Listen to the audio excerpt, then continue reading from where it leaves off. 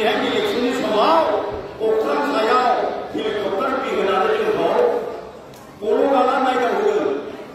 जोंनि जाम्बा जाम्बिफोरखौ नङासै बिनि हेलिकप्टार लाबोनायजों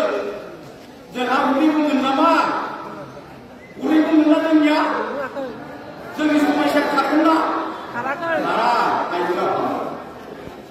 बेनिखायनो सम सफैबाय सोलायनाय लाबोनांगौ परिबर्तन लाबोनांगौ आइजोआ फामोन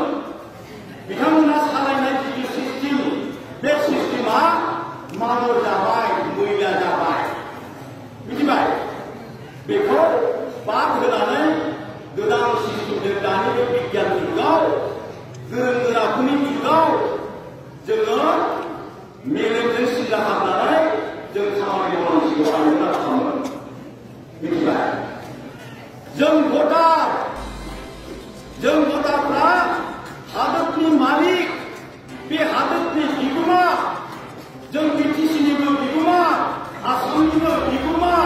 भारतनिबो बिगोमा आइजोआ फामोन जों भट होआब्ला एमएलए एमपि जाया जों भट होआबा सरकार जाया जों भट होआबा एसेम्बलि जाया जों भट होआब्ला पार्लियामेन्ट जाया आइजोआ फामोन जों भट होनायनि थाखायसो सरकार जायो बेबायदि बेनिखायनो जों बिगोमाफ्रा सरकारनियाव हिसाब लानांगौ हिसाब लानो हानाय जोंहा अधिकार दं मानो होनबा सरकारनि न'आव थानाय थाखा फैसाया जोंनिसो बिसिनि नङा नेताफोरनि नङा आइजोआ फामोन रायजो राजानिसो बेनिखायनो बे सरकारनाव थानाय थाखा फैसाखौ मा खालामनांगौ मा खालामा बबाव बाहायनो बबाव मा खालामनो बेफोरखौ नोजोर होनाया जोंनि खामानि आइजोआ फामोन मिथिबाय नङाबा जोंखौ खोमायाव हमनानै फरायबाय थागोन मिथिबाय बेनिखायनो जों दा रोंनांसिगौ जाहैबाय रोंनांगौ आरो दा जों नुनो मोनबाय जोंनि माखासे गोरोंफ्रा बे डिफेक्टनि रायजो सालायनायखौ गाज्रि मोननानै माखासेफ्रा दानिया इउपिपिएल पार्टिनि गेजेरजों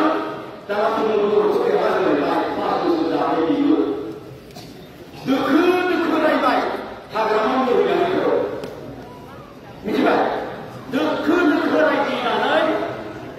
5 बोसोर मोनलायबाय तृणमूलखौ 5 बोसोराव तृणमूलआ मा मावो रायजो राजाया बयबो मिथिगौ बिथांमोनहाबो मोजां मोजां बुङो उमुक खालामबाय थुमुक खालामबाय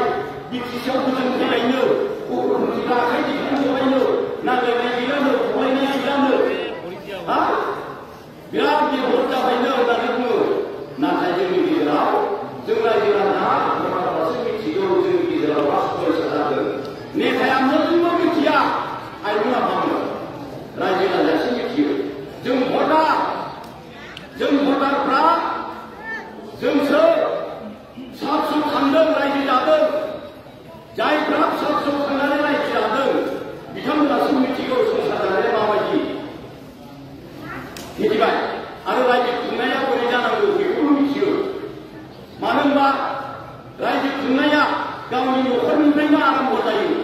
न'आव बिदा फंबाय बिब' बिनानाव दङ बिसोरखौ लानानै गें गें रायजो जानांगौब्ला जों मा मावनांगौ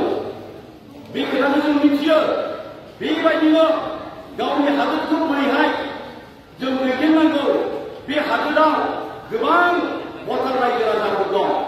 बे भटार रायजो राजाफोरखौ बोरै सामलायनांगौ बिसोरनि गोजोननि थाखाय बिसोरनि माने